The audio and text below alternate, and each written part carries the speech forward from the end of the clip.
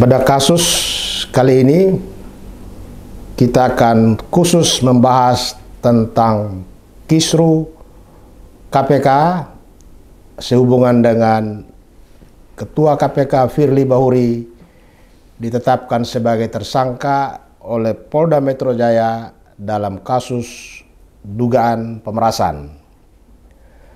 Kasus ini menjadi menarik karena seorang pimpinan KPK, pangkat Komjen atau Komisaris Jenderal Polisi Purnawirawan, tetapi oleh Polda Metro Jaya ditetapkan sebagai tersangka untuk sebuah kasus yang meskipun kategorinya sebagai perbuatan tidak terpuji, tetapi menjadi pertanyaan publik. Sampai sekarang tidak jelas siapa yang diperas atau siapa yang menyuap. Mestinya kalau ada pemeras atau ada dugaan menerima suap, harusnya pemberi suapnya pun jelas.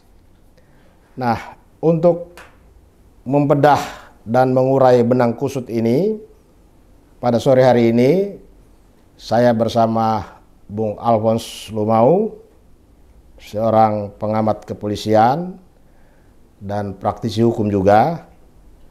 Kita akan membedah dari beberapa aspek, dari aspek proses penegakan hukum, dari aspek perkembangan politik terakhir. Kelihatannya akhir-akhir ini sudah ada 2 atau 3 institusi, terutama institusi hukum yaitu Mahkamah Konstitusi dan KPK, menurut penilaian banyak pihak berada di titik nadir. Nah, fenomena seperti ini barangkali kita perlu dengar juga pandangan Bung Alphonse. Apa sesungguhnya yang terjadi akhir-akhir ini dengan institusi hukum kita, khususnya dalam hal ini yang dihadapi oleh Firly Bahuri sebagai Ketua KPK yang ditersangkakan. Kira-kira itu. Jadi menurut saya penetapan seorang Ketua KPK, Firly Bahuri, menjadi tersangka itu telah melalui tahap penyelidikan dan penyidikan yang dikerjakan oleh kepolisian, dalam hal ini Polda Metro Jaya. Dan ketersangkaan di sini, kalau kita ikuti informasi yang beredar di berbagai media, pertama adalah dugaan pemerasan. Nah, tetapi dalam perjalanan tampaknya pasal ini mengalami pergeseran. Di situ ada gratifikasi dan atau penyuapan. Nah, sedangkan kalau kita dari tanggal waktu ke waktu itu, pertama kali kalau kita lihat ada bulan Juni pertengahan itu KPK mulai melakukan penyelidikan dugaan tindak pidana korupsi di Departemen Pertanian. Itu kurang lebih 16 Juni KPK pertama kali memanggil seorang menteri untuk diperiksa di tahap penyelidikan. Ya.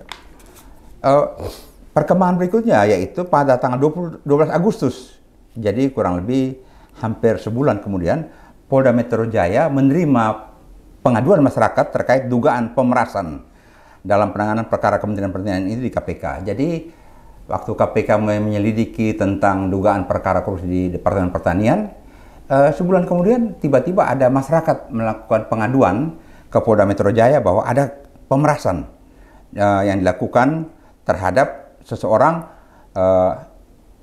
Laporan tersebut masuk ke Polda Metro Jaya. Kemudian kita lihat pada 28 September KPK terhadap dugaan atau rangkaian ini melakukan penggeledahan rumah dinas SJL di Widya Chandra. Dan sampai dengan tanggal 4 Oktober ditetapkanlah SJL sebagai tersangka. Dalam penggeledahan tersebut SJL sedang tidak berada di Indonesia. Dengan demikian begitu sampai di Indonesia dia datang lagi ke Polda Metro Jaya untuk didengar keterangannya 5 Oktober. Jadi memang ini rangkaian agak lucu karena kalau kita melihat ada dugaan pemerasan, biasanya yang meras dan yang diperas itu kan dua pihak yang tidak mungkin waktu meras ada banyak orang menyaksikan, hanya berdua. Tetapi kok ada pihak lain yang membuat laporan dan laporannya diterima oleh Polda Metro Jaya Dan biasanya kalau polisi menerima laporan itu kan dia bertanyakan legal standing atau kepentingan apa saudara melaporkan, apa yang saudara dirugikan. Kan ini agak lucu karena tidak jelas siapa yang dirugikan, kok ada orang yang melapor tentang pemerasan. Nah, dalam perkembangan kita dengar juga dari berbagai media, ada seorang kombes yang jadi Kapolresta Semarang, Kapolres Semarang, yang dianggap sebagai menghubungkan antara tersangka di KPK itu Syahrul Yassin Limpo, mantan menteri ini, dengan Firly Bahuri yang ditunjukkan dengan beberapa foto di lapangan badminton dan sebagainya. Tapi dalam perjalanan si kombes ini menyatakan bahwa dia tidak pernah menyerahkan uang kepada ketua KPK yang Firly Bahuri ini. Dalam perjalanan berikutnya Syahrul Yassin Limpo pun memberikan keterangan bahwa dia tidak pernah memberikan uang. Nah, ini perkara menjadi lebih komplikasi karena setelah akhir-akhir ini kita ketahui bahwa Firly Bahuri ditetapkan sebagai tersangka seorang komjen purnawirawan yang juga dalam segi kepenyidikan dia bukan anak kemarin. Jadi kalau mau meras orang, tetapi dia tersangkakan juga orang diperas, ini kan sebuah perbuatan harakiri menurut saya. Sehingga agak lucu karena setelah kita dengar dia ditersangkakan, kita dengar dari Polda Metro Jaya sudah 90 orang lebih diperiksa sebagai saksi. Kalau peras memeras ngapain saksi banyak-banyak sih? Apa yang mengindikasikan kesaksian begini banyak orang? Dan hampir 10 orang saksi ahli. Semakin banyak saksi yang diperiksa menunjukkan ini bukti-bukti tidak langsung, circumstantial evidence, yang kita sebenarnya di hukum acara yang lama tidak ada mengenal ya. Karena ada direct evidence dan circumstantial evidence itu pada saat perkara Sambo itu baru mengemuka lebih. Nah, 90 orang karena bukti-bukti tidak langsung semacam ini membuat kita bertanya-tanya dari segi penyidikan, kenapa sampai terjadi begini? Karena kalau memang memerasnya cukup 1-2 orang dan bukti transaksi store uang dan sebagainya. Karena yang kalau kita lihat bahwa keadaan seperti ini menjadi sebuah kotak hitam penuh tanda tanya, apa sebenarnya permainan yang sedang terjadi? Karena kalau kita lihat seperti akhir-akhir ini, keadaan di Mahkamah Konstitusi, keadaan di KPK serupa ini, dan lembaga-lembaga negara yang berkecimpung di bidang hukum, seolah-olah sedang terjadi sebuah kekacauan sistem hukum di Republik ini. Apalagi rumor yang berkembang sebagai contoh, akhir-akhir ini ada juga rumor ketersangkaan dan di penjaranya Jessica itu karena sebuah praktek peradilan yang sesat karena penyelidikan yang tidak beres. Ya. Nah, ini membuat masyarakat pencari keadilan bertanya-tanya, apa sebenarnya yang terjadi? Nah, menurut saya, semua perkara ini berawal dari proses penyelidikan dan penyidikan, dan apabila dikerjakan secara taat asas, secara profesional, hal-hal serupa ini tidak perlu terjadi. Tapi begini Bung, sebelum terlalu jauh ke Jessica, mungkin kita perlu lihat dulu, kalau dilihat dari rangkaian proses perjalanan penyelidikan dan penyidikan kasus Firly di Polda Metro Jaya, ini nampaknya seperti Firly ini dari sejak awal sudah jadi target. Kenapa saya bilang sudah jadi target? Karena termasuk perkara yang terlalu cepat jalannya.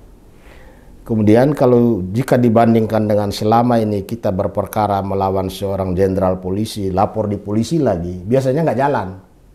Biasanya tidak jalan. Atau kalaupun jalan, tersendat-sendat.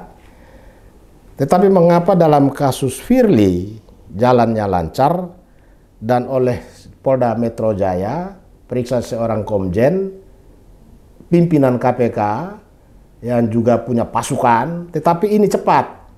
Sehingga publik mulai mereka-reka apakah ini terjadi politisasi atau ini terjadi saling menggunting, saling menyandera menjelang pemilu. Dan kalau kita bicara tentang menjelang pemilu, ini mengingatkan kita kepada dulu juga pernah pimpinan KPK ketika eranya Antasari, itu juga terjadi peristiwa yang membuat Antasari akhirnya masuk penjara dengan kasus pembunuhan. Nah, apakah motif di balik ini yang dihadapi oleh Antasari dengan sekarang ini oleh Pak Firly Bahuri sama? Karena ini juga menjelang pemilu. Barangkali Bung Alfons bisa mengurai soal ini. Sangat berpeluang hal tersebut bisa saja terjadi. Karena kalau kita ingat kembali kejadian mantan Ketua KPK Pak Antasari Ashar dia sebagai seorang lone wolf ataupun seorang petarung single, di mana dia diserang, dan akhir-akhir ini kita tahu bahwa berbagai rumor terjadi. Dan dalam salah satu buku yang ditulis tentang Antasari ini ada kata pengantar yang dibuat oleh Prof. Jimli Asidiki, peralihan sesat. Karena oleh Prof. Jimli melihat proses-proses pengungkapan perkara Antasari ini antara sebab dan akibat itu, maupun apabila ditengok dari teori adik kuat, kondisi sine qua non dan sebagainya, kok tidak cocok antara sebab dan akibat. Nah, tetapi Antasari ternyata tetap masuk penjara. Dan akhir-akhir ini kita tahu bahwa banyak pemberitaan dia dikorbankan karena ada balas dendam dari sistem kekuasaan pada saat itu, karena dia melakukan upaya-upaya penegakan hukum di mana pimpinan negara dengan keluarganya ada yang teraniaya ataupun ditangkap oleh Antasari. Seolah-olah cerita itu menjadi bayang-bayang gelap, tapi ada yang bisa ditarik garis benang merah karena ada tokoh itu waktu tidak dulu tokoh Perindo Pak Haritanu datang ke Antasari untuk memperingatkan dan sebagainya. Itu udah jadi kisah lalu. Nah, kemungkinan hari-hari ini memang pertandingan para dewa di langit ini mengakibatkan Firly Bahuri sebagai seorang petarung tunggal di sana.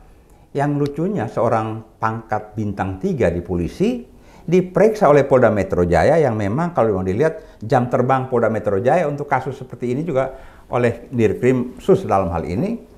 Makanya Firly minta diperiksa di Mabes Polri. Tetapi tetap Polda Metro Jaya forsir untuk periksa. Kok dari sesama baju coklat kok tidak ada yang satu suara pun yang kira-kira memberikan kontribusi pemikiran. Ini kok kayak apa begini?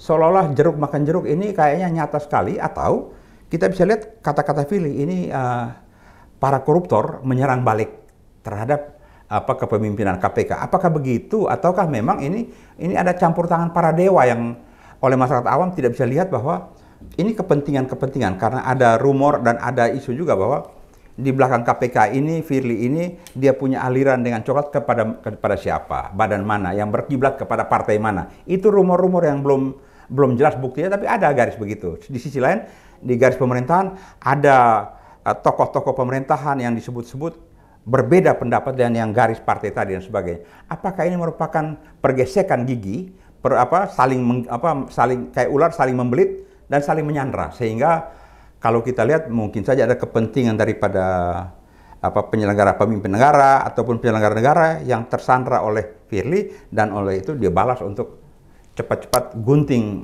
kegesitan Firly Bahuri. Bisa terjadi.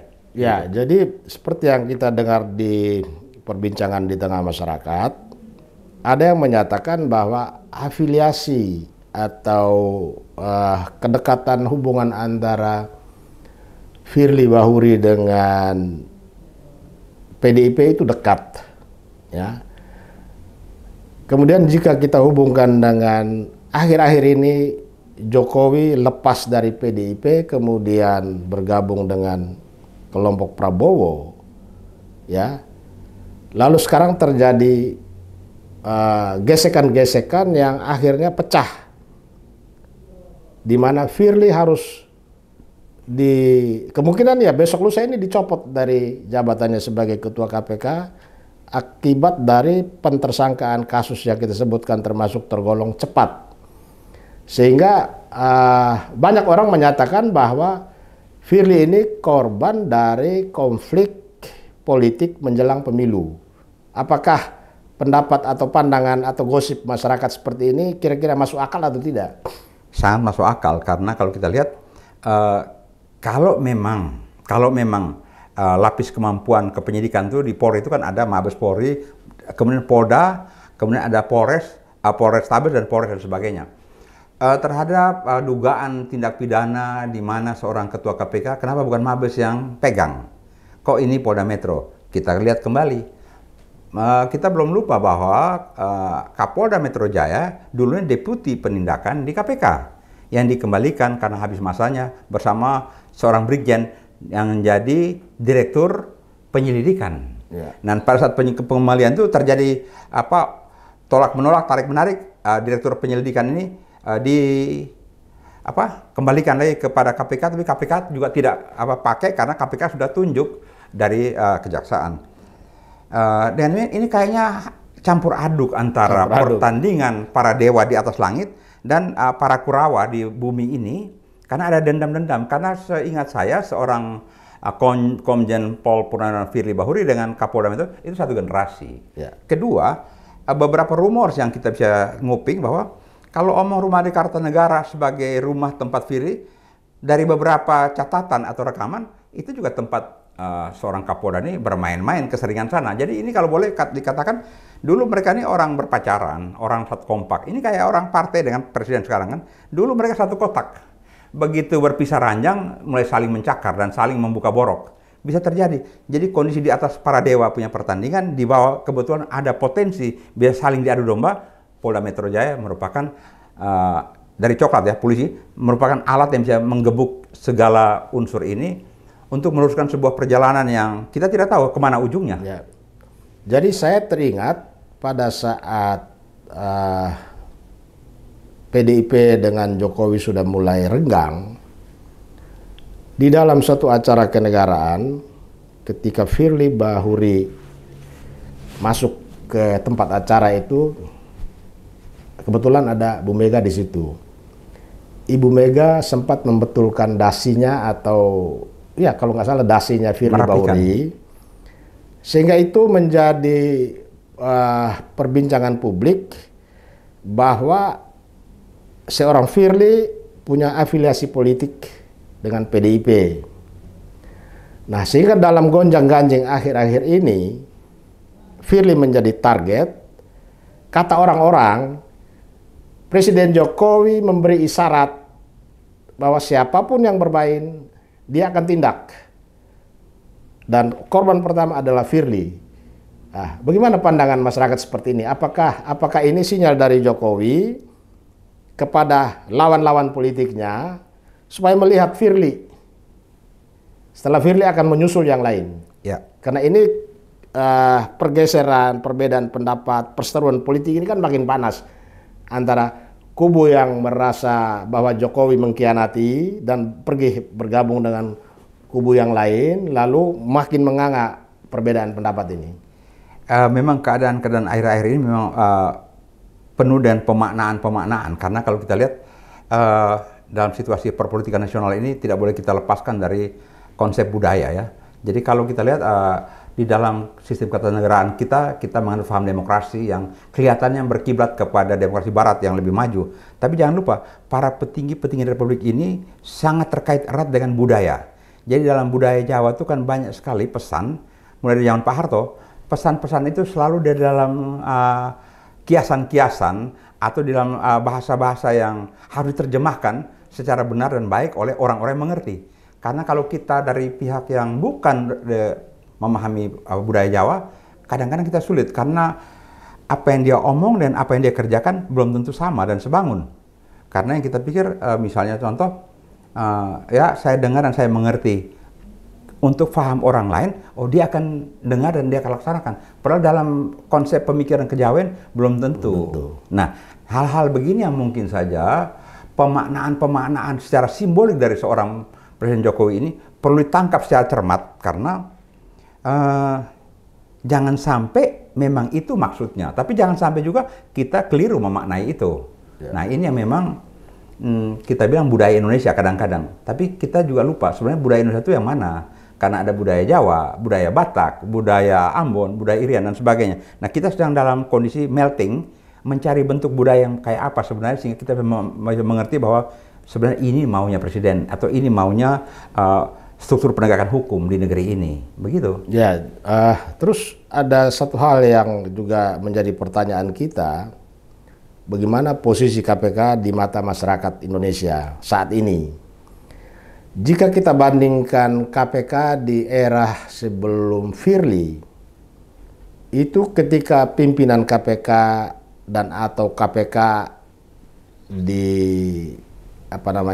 mendapat tekanan politik, entah itu dari DPR atau dari pejabat tinggi lainnya, itu masyarakat langsung spontan pasang badan membela KPK. Bahkan kalau perlu KPK dijaga 24 jam oleh masyarakat sipil. Tetapi selama Firly menjadi pimpinan KPK dari tahun 2019 sampai sekarang, reaksi masyarakat yang bersifat membela pimpinan KPK atau lembaga itu sendiri hampir tidak ada. Bahkan lembaga ini diserang terus oleh masyarakat, dikritik terus-menerus.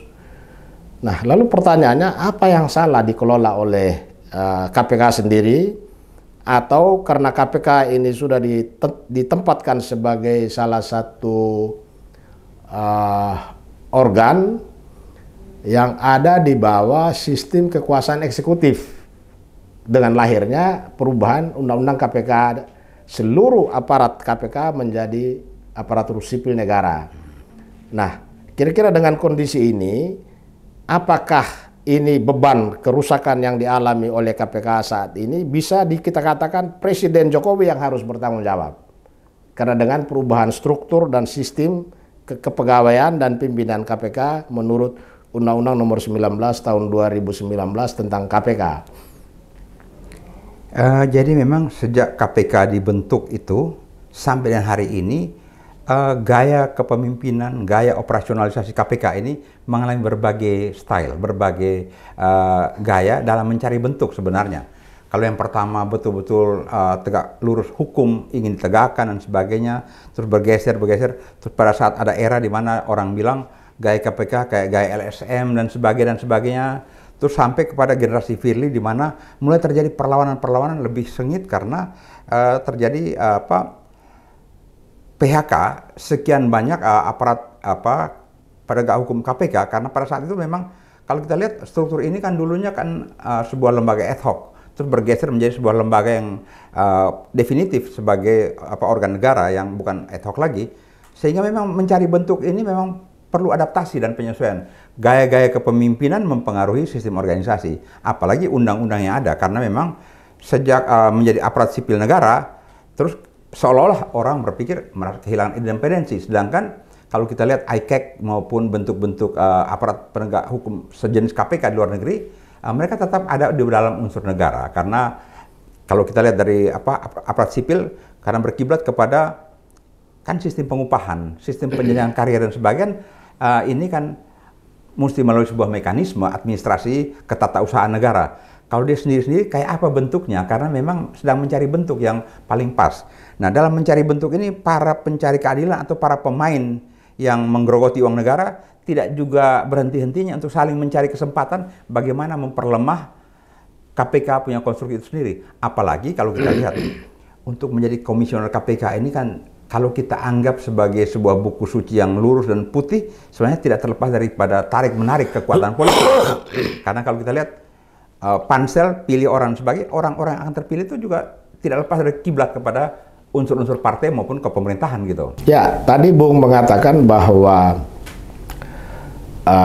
gaya kepemimpinan KPK selama ini sangat tergantung kepada style daripada siapa pemimpin KPK itu.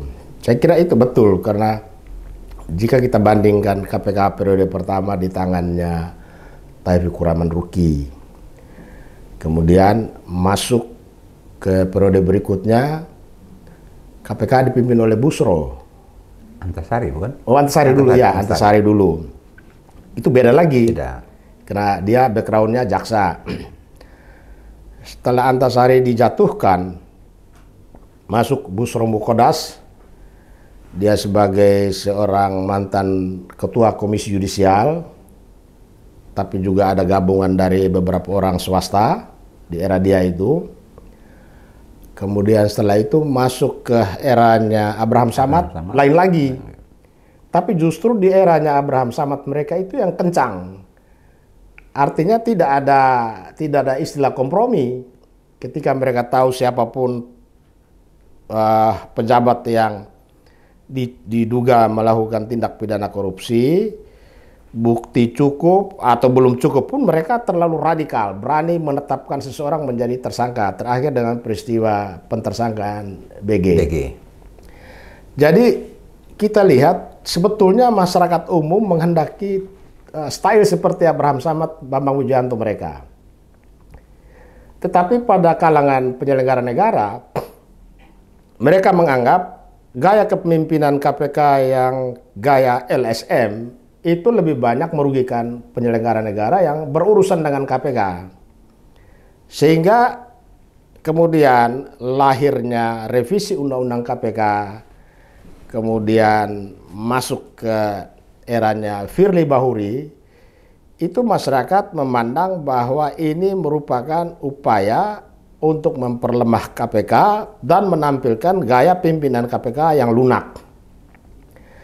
Nah, akibat daripada itu maka apa yang sekarang terjadi ini buah dari kehendak elit penyelenggara negara, katakanlah pemerintah dan DPR, merevisi Undang-Undang KPK dan menyeleksi pimpinan KPK yang lunak. Akibatnya seperti ini. Nah, kalau kita lihat seperti itu, kira-kira menurut pandangan Bung Alfons, kira-kira apa sebetulnya yang terjadi? Dan bagaimana ke depan setelah eranya Firly mereka yang waktunya tinggal setahun lagi, atau mungkin belum tidak sampai setahun dengan perpanjangan kemarin? Ya. Sebenarnya kita harus kembali kepada sejarah terbentuknya KPK. Sejauh mana niat ingsun daripada penyelenggara negara ingin memberantas korupsi supaya terjadilah pemerintahan yang bersih dan tidak ada korupsi sama sekali. Tapi kalau kita lihat angka-angka indeks korupsi kan yang tertinggi di lembaga-lembaga negara dan ke dewan.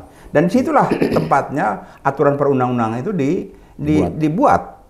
Sehingga kalau kita mau kembali dan berpikir jujur, memang ingin tegaknya hukum, korupsi harus bersih dan sebagainya. Tapi kan kita tahu bahwa praktek korupsi di negara ini sudah persis kayak kanker darah. Yang seluruh sistem peredaran darah itu terkontaminasi dengan virus kanker. Kenapa? Kita bisa lihat bagaimana dulu kalau kita dengar hedonisme, foya-foya dan sebagainya, hampir semua penyelenggara negara yang tertangkap akhir-akhir dan sebagainya, antara gaji dengan pengeluaran atau belanja tidak sesuai. Tapi itulah cara hidup para penyelenggara negara, aparat penegak hukum, DPR. Jadi kalau kita tertangkap kiri kanan, tapi tidak membuat jerah. Bahkan mereka berpikir itu bahagian daripada sebuah perjuangan untuk mencapai kesejahteraan. Karena memang kalau kita lihat ya, generasi sekarang kenapa kalau jadi pejabat berburu jadi penjabat. Mau jadi gubernur, jadi bupati, anggota dewan dan sebagainya atau menjabat kiri kanan, tidak segan-segan mau jadi pegawai negeri, nyuap kiri kanan. Yang mana besarnya suap itu sangat besar dibandingkan dengan proyeksi gaji yang akan diperoleh. Mau jadi anggota ABRI atau Polri, tidak segan-segan mau sekolah ini bayar dan sebagainya. Menjabat ini itu bayar ataupun mungkin berhubungan dengan para petinggi-petinggi politik dan sebagainya. Sehingga kalau kita pikir-pikir, apakah penyelenggaraan administrasi ataupun tata pemerintahan memang bersih dan untuk berwibawa, atau memang orang-orang yang mau duduk jadi bupati, mau jadi pejabat dan sebagainya, memang mereka harus setor-menyetor. Atau kalau mau dipilih menjadi pimpinan ini itu, misalnya rapat dengar pendapat pun, dewan pun memang lagi tunggu-tunggu ada cipratan rezeki dan sebagainya. Mungkin itu kayak orang kentut di bus kota, ada aroma bau, tapi tidak tahu siapa yang pelaku. Sumbernya dari mana? Sumber dari mana? Dan ini saling menikmati di DPR, di pemerintah dan sebagainya. Nah, jadi menarik tadi Bung katakan bahwa sulit kita mencapai penyelenggara negara yang bersih dan bebas dari KKN. Kalau kita kembali kepada cita-cita menciptakan penyelenggara negara yang bersih dan bebas dari KKN sesuai dengan TAP MPR nomor 11 tahun 2001 tentang tahun 1998 tentang penyelenggara negara yang bersih dan bebas dari KKN, setelah 20 tahun lebih kalau kita hitung dari lahirnya KPKPN, Komisi Pemeriksa Kekayaan Penyelenggara Negara, kemudian juga akibat semangat penyelenggara negara untuk memberantas korupsi itu tidak konsisten, lembaga ini dibubarkan. Lahir KPK, tetapi ternyata kejahatan korupsi semakin merajalela, merata di semua kementerian, ya, semua badan usaha milik negara, pemerintah daerah, di mana-mana sampai ke kepala desa pun dana desa dikorupsi. Artinya misi pemberantasan KKN, walaupun 2K yang lain itu tidak disentuh selama ini, kolusi dan nepotisme itu tidak diurus. Itu juga saya anggap politik pemberantasan korupsi yang sengaja dibuat sedemikian rupa, jadi yang diberantas hanya korupsinya. Padahal nepotisme dan kolusi itu pintu masuk yang punya andil besar dalam melahirkan korupsi. Tetapi dua kejahatan ini tidak digubris dan tidak disiapkan sarana hukum yang cukup. Nah, akibat dari itu, penegakan hukum akhir-akhir ini atau selama ini, penegakan hukum yang sifatnya balas dendam. Di rejim saya, kelompok kalian saya bantai. Di rejim berikutnya, kelompok mereka bantai kelompok kita. Sehingga pemberantasan korupsi itu tidak merata. Nah, kira-kira ke depan ini model pemberantasan korupsi seperti apa yang harus pemerintah ciptakan supaya cita-cita reformasi ini jangan sampai hilang total. Karena hilangnya itu sekarang sudah mulai ada di depan kita. KPK hancur, Mahkamah Konstitusi hancur sebagaimana Bung katakan tadi. Bahkan lembaga kepresidenan pun sekarang ini menghadapi dalam posisi ada di titik nadir. Nah, kalau lembaga kepresidenan juga sudah berada pada posisi seperti itu, kepada siapa lagi kita berharap untuk pemberantasan korupsi yang baik? Memang reformasi yang kita banggakan merupakan antitesa dari Orde Baru, itu dengan harapan bahwa praktek-praktek buruk zaman Orde Baru bisa terselesaikan pada zaman era reformasi. Tapi nyatanya kalau di Orde Baru itu misalnya saja sebuah praktek penyalahgunaan wewenang itu terpimpin atau terorganisir atas perintah ini semua jalan. Jadi misalnya ada penyimpangan tapi sesuai perintah. Kalau sekarang di era reformasi, semua bermain dari tingkat desa sampai di tingkat atas. Karena praktek-praktek transaksional ini, rakyat sudah ikut menikmati sebenarnya. Kenapa saya katakan itu? Mau pilih kepala daerah, rakyat bertanya, nomor piro, wani piro. Nah, yang jadi kepala daerah ini, mau gubernur, mau bupati, sampai presiden, kan perlu keluar duit besar.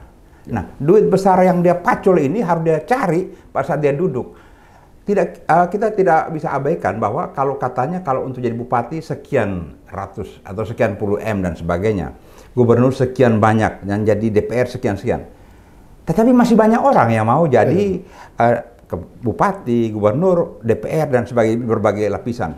Apa sebenarnya motivasi untuk menjadi itu? Apakah memang mau mengabdikan diri untuk menciptakan pemerintah yang bersih supaya berwibawa, atau sebenarnya ini arena cari makan, masing-masing begitu duduk garong ramai-ramai. Jadi kalau dalam sistem KUHP dulu orang menggangsir rumah, itu malingnya gangsir gali dari luar rumah, gali dari bawah tanah masuk rumah. Tapi dalam era sekarang menggangsir itu dalam rumah. Aparat penyelenggara negara rame-rame bobol lantai, kasih keluar barang dari dalam rumah, kasih keluar. Kalau dulu kan dari luar masuk. Nah sekarang berkolaborasi untuk melakukan tindak pidana ini berjamaah. Para penyelenggara negara satu yang lain saling menjaga supaya jangan terbongkar. Nah, seperti sekarang ini kelihatan pecah kongsi. Jadi, kalau seperti orang saling membuka aib, saling menyandra. Hari-hari ini yang terjadi. Jadi, rakyat sedang mengalami suatu fase di mana harus menerima derita ini karena ini dosa kita bersama mungkin. Yang memang tuntutan sejarah. Sebuah bangsa akan maju, tapi harus melewati ujian-ujian berat semacam ini. Jadi, memang tidak gampang untuk tiba-tiba kita menciptakan orang semacam Nelson Mandela memimpin negeri dan sebagainya. Karena siapapun yang akan memimpin negara, kita lihat seperti sekarang, ada 3 kandidat. Masing-masing dengan gerbong yang harus dia tarik cukup berat, gerbong kereta api yang cukup berat. Dan tarikan ini memerlukan ekstra energi. Ekstra energi ini, kalau tidak salah ya, kalau tempatkan A, B, C jadi menteri ini, itu sebenarnya ini adalah pembiaran untuk silakan ngerampok, silakan korupsi, tapi sopan, jangan ketangkap. Nah inilah sebenarnya berkolaborasi, berjamaah rame-rame, menggangsir untuk membesarkan yang membesarkan mereka. Siapa yang membesarkan? Partai. Karena apa? Partai siapapun yang bilang kalau masuk tidak pakai mahar dan sebagainya, bohong. Kita bisa lihat semua menteri dan semua partai ini tersangkut perkara korupsi dan duitnya masuk ke partai. Jadi menarik apa yang dikatakan oleh Bung tadi, berkolaborasi, kemudian ada mahar. Nah, saya memang sudah lama mensinyalir suatu saat nanti seorang presiden bukan presiden rakyat, tapi presiden dari konglomerat hitam mereka membiayai kampanye, membiayai bahkan pilpresnya sendiri mereka biayai. Kemudian gubernur, bupati, bahkan DPR sekalipun mungkin sebagiannya itu adalah gubernur, bupati, dan DPR dari para konglomerat di berbagai tempat. Karena mereka ingin mendapatkan proyek pemerintah dengan cara mudah, dan supaya bisa dengan mudah didapat, dia harus punya seorang bupati, dia harus punya seorang wali kota di kota A, dia harus punya seorang gubernur di provinsi A. Bahkan kalau perlu presidennya pun dia biayai supaya dia bisa kendalikan presidennya itu. Itu gejala yang akhir-akhir ini muncul. Bahkan sekarang ini makin menguat, makin nampak di depan kita. Jadi upaya kita untuk menghasilkan pemerintahan yang bersih sesuai dengan cita-cita reformasi sepertinya makin sulit. Kita gagal membawa negara ini kepada kondisi yang lebih baik. Seperti halnya kita lihat Presiden Jokowi dengan program nawacitanya pun gagal total, sehingga kita tidak berharap banyak lagi dengan apa yang direncanakan, apa yang diprogramkan oleh Jokowi, apalagi waktunya juga tinggal 1 tahun lagi berakhir, sehingga mungkin membutuhkan pemikiran panjang dari kita semua bagaimana sebaiknya membangun konsep atau membangun gagasan yang lebih baik ke depan untuk pemberantasan korupsi, pencegahan korupsi, kolusi, dan nepotisme, terutama hal-hal yang sifatnya pencegahan itu yaitu laporan harta kekayaan penyelenggara negara dan proses pembuktian terbalik yang selama ini tidak pernah jalan. Itu yang akan kita sikapi, itu yang akan kita minta kepada pemerintahan pasca Jokowi supaya ini betul-betul diperhatikan. Sekian dan terima kasih.